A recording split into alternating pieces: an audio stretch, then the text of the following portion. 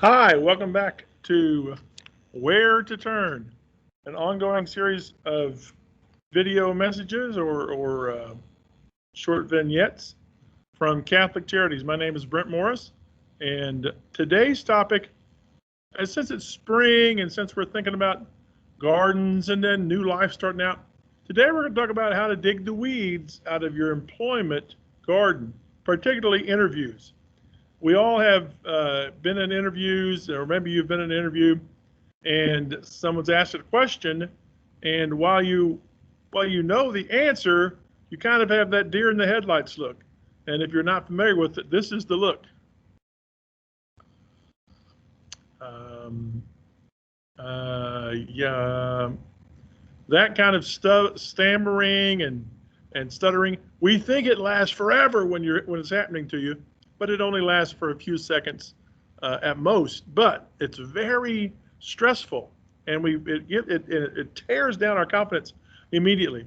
So today we're going to talk about 5 questions that get asked at lots of interviews, and these are difficult questions to answer. But we're going to talk about ways ahead of time before you get to the interview, because you think these questions might be coming, to kind of plan answers ahead of time so that you don't get that look we just talked about. You don't have that feeling because you're prepared. Preparation for an interview is the most important thing you can do. You can dress well, which is important. You can research the company, which is important. Preparing for the interview, preparing yourself for the interview, and thinking a little bit ahead of time about what's going to go on is the most important thing you can do. Now, these questions that we're going to talk about were culled from a survey of people who had been on interviews. So these are actual user questions. People who have been on interviews recently and were asked, what were difficult questions? What were questions that you wish you'd answered differently or had some more time for? Or that you had been able to what? Prepare ahead of time for. So that's what we're going to talk about today. All right, our first question is, on virtually every interview that is conducted, because of my background in management with the state of Missouri, I probably interviewed 1,000 people, and that's not an exaggeration. It's probably true over 25 years. Because we had turnover, we had a lot of things going on, and I was over large regions, and so I probably interviewed that many people. On almost every interview, probably on 900 of those interviews, even with people that were internal, we would ask this question: why don't you tell us a little bit about yourself? Now, virtually everybody answers this question with a biography. My name is Brent Morris. I was born in Rolla, Missouri. I am blah, blah, blah. I went to this school, or I have 2 kids. And that's not a bad answer, but that's not the answer that we would prefer you give. Because if you're going to apply for a job, there might be 10 applicants for that job. Let's just, for example, say that there's 10 applicants. 9 of them might give that answer. What we want you to give is a more concrete answer about who you are. First, we talked about skills last week. We talked about developing your skills and recognizing what those skills are. Not just skills about what you can do on a job. You know how to drive a forklift, you know how to run a computer, you know how to do 10 key, whatever it is. That's good. But what else did we talk about? We talked about transferable job skills, skills that you take with you at whatever job you go to. If you go and run a restaurant, you take these skills with you. If you go and work in a warehouse, you take these skills with you. If you become a teacher, you take these skills with you because they're internal. Make sure you talk about some of those things in this question. My name is Brent Morris, and I've been recognized by other people as having a good teaching attitude. I'm able to field questions and discuss various topics. And you kind of, in a brief time, we suggest about 30 to 45 seconds, tell about who you are and what you can do, what value, again, this is reaching back to last week's episode, what value you can bring to the company. And that's really probably not what they're expecting in this question, but it's the best way to answer it, because now you've put them on notice that you have value. And that might have been questions they were going to ask way down the line in the interview, but you've already given the answer in the first 30 to 45 seconds. So to prepare for this question, prepare a 30 to 45 second short paragraph about who you are and what value you bring. Maybe you may say, I've been an administrator for 25 years. I know how to work with people. I know how to motivate them, whatever it is for you. Get that down to 30 to 45 seconds, and that's how you want to answer this question. All right, the second question that comes up almost all the time in some way, it may not be asked in this specific language, but it's asked, basically, this question is asked almost every time. What is your biggest weakness? Now, I will tell you the worst answer, the absolute worst answer, again, having done lots of interviews, the absolute worst answer for this is I have no weaknesses. Because the interviewers have weaknesses. The people who wrote the questions have weaknesses. The people who are reviewing your answers have weaknesses. So for you to say I have no weaknesses indicates to them that, number one, either you're being a little too flip with it. Number two, you don't have much insight, because everybody has a weakness. But the way we want you to answer that question is to, ahead of time, that's why we're doing this, to have identified a weakness and say what it is, touch on what it is, but then leave the last impression of your answer is what you're doing to address that weakness. I've identified the weakness, but here's what I'm doing to work on it, or here's what I've already done. Here's how I'm trying to make it a strength. That's the absolute best answer. Here's my weakness, and here's what I'm doing to make it a strength. What do I mean by that? Let's say your weakness is that you're a perfectionist. We hear this from a lot of people. And you've been in different jobs, and it's become an issue because with everything, I mean, any job today, there's a time imperative besides just that you're a perfectionist. You want to get everything done and done right, but there's also, you have to get things done and moved through, whether it's production or whether it's just shipping or whatever it is, you have to move things through. So you talk about perfectionist as that's your weakness. But what I've found is I need to balance that with the needs of the department, the company, whoever it is, to get work done. And so I've worked on that. But you already told them what your weakness is, but you've also said I recognize it as a weakness, and I'm trying to use that weakness in a way that still gets the job done, but is still getting absolutely the most I can out of it. I can the very best job I can, while still recognizing that there's time imperatives. That's a great answer, but prepare that ahead of time, because many, many times when we ask this question in interviews, people, they search around, they stumble around for 30 seconds before they can think of something.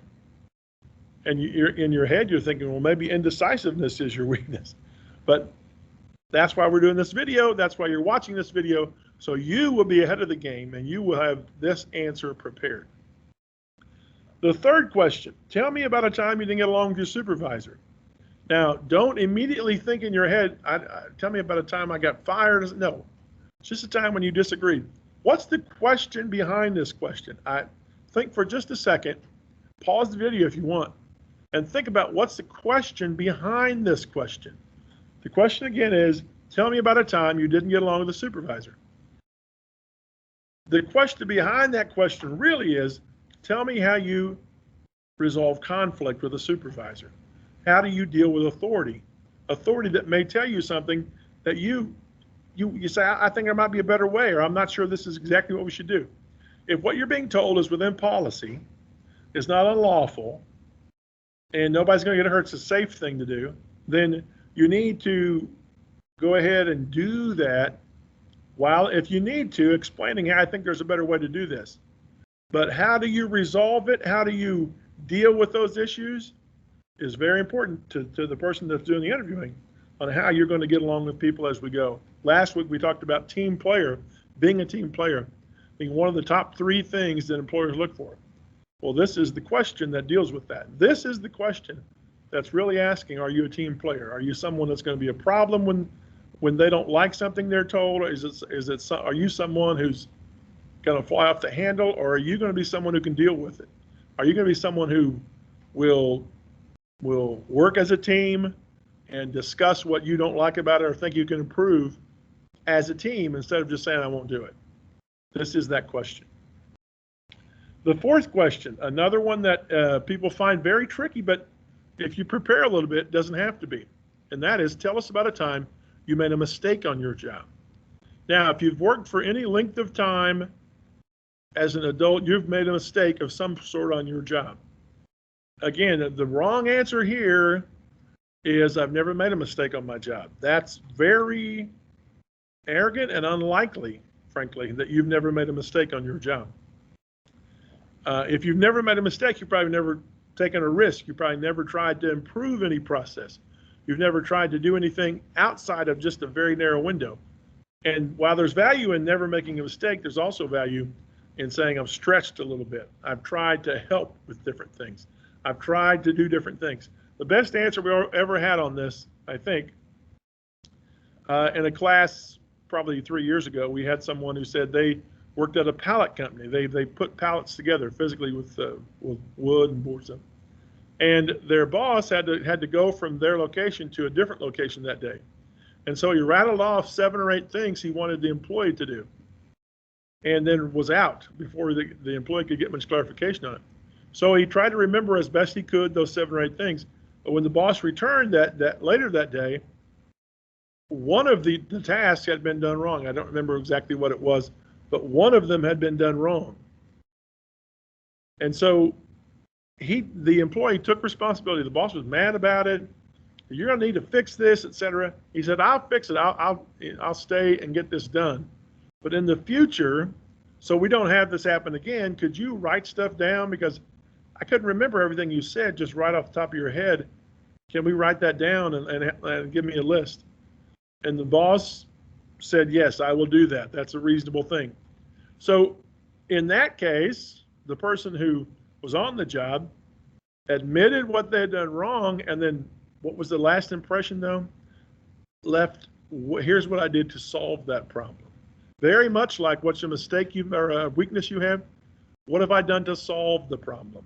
How have I resolved it and made it better? You can't always do that. We had a man answer the question that he worked as a stonemason, and they had etched into a stone what a customer had given them as a drawing. And when the customer saw it, they said, I don't like that. That's not what I wanted. They showed the drawing. That is what he wanted, but he didn't like it. Well, you can't just re-etch it. It's in stone, literally in stone. So they had to, of course, do another one. So you admit it. You say, this is what happened, but you take responsibility. It's very important. If you hear only one thing about this whole thing, take responsibility for what you have done. Don't take too much responsibility. I mean, you say, well, I did this and then the company folded. Probably not. You probably didn't commit an error that would cause that. But say what I did. Here's what I did, and here's what I did to try and make it better. Even if you did something, and I know you probably didn't, but even if you did something that was terrible, taking responsibility for it always looks better to a future employer, the one that you're interviewing with, than trying to blame or excuse yourself or say, well, I didn't have the right this or that.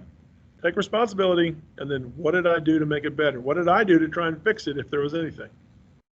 The last thing is, why did you leave your last job? We're running out of time, but this is a very important question, because it brings something up that is tempting to people. It's very tempting to lie if the reason you left the last job was you got fired, or perhaps you walked off the job, you just quit. Perhaps you accumulated too many points and were absent too often or late too often, didn't come back on time, and so you got fired because of that. We always, 100% of the time, want you to be honest about what happened. And from these previous questions we've talked about, you can probably figure out how we want you to answer this question. If it was just because the company laid you off, they didn't have enough business, whatever, that's easy. You just say that's what it was and leave it there. There's nothing wrong with that. If you say, I went to a job I thought would make more money and that didn't last, that's very understandable. Everybody understands that. If you got arrested or you got fired or you just quit because you were high, I mean, there's lots of different things that happen, let's be honest. We want you to be honest about that, and then though, hit that and then springboard into what you're doing now. You know, for instance, we work with a lot of people who have records. I got arrested or they found out I had a record. Always be honest about that. I didn't get this white hair for nothing. I've worked with probation and parole back in the 80s, in the mid 80s. And back then, when an employer would say they're going to check someone's criminal record, there was about a 50-50 chance on that because you had to go physically down to the police station. You had to wait for a report. You had to pay for the report, etc. So a lot of people would say that, but they wouldn't do it. Today, all it takes to check a criminal record is a cell phone. That's all you have to have, because there's a thing called CaseNet, which I think a lot of people are aware of, that has civil and criminal charges for everyone in the state or the area in which you're living. In Missouri, I think virtually every county's on it. Again, it's civil and criminal. So there's really no reason to lie about it. There's no reason for you to say something that's not true because anyone can check on it. So you touch on what it was. Yes, this is why I got fired, or this is how I left the last job, and here's what I'm doing now. Let's say it was a bad thing. Let's say that you just didn't come in. I was in a bad place at that point in my life, or had a lot of stress going on, whatever it was. Now I'm back in a place where I'm on the right track. Now I'm back in a place where I'm looking for a job that I can contribute to, and I've learned that I need to take it more seriously, or I've learned that I need to be there every day, or whatever it is. You say that's kind of messy.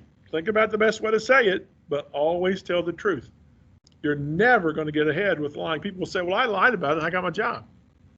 Okay, how about keeping that job? How about when they find out you lied about it? There's always going to be a consequence for it. So that was a quick rundown of 5 questions that show up on almost every interview in some fashion or another. They might not say weakness. They might say, what's your biggest challenge? They might not say, tell us about a mistake. They might say, tell us about a time when it didn't work out for you, or there's different wording. But those are basically the 5 questions that people trip up on. So use these questions to prepare for your interview. And when they come up and you don't have the deer in the headlight look, you're gonna separate yourself from other people in the interview. You're gonna separate yourself into the group that either gets another interview or they say, you know what, let's just hire that person. And that's what we want to have happen for you. All right, thank you very much for watching. We'll see you again next week. Bye.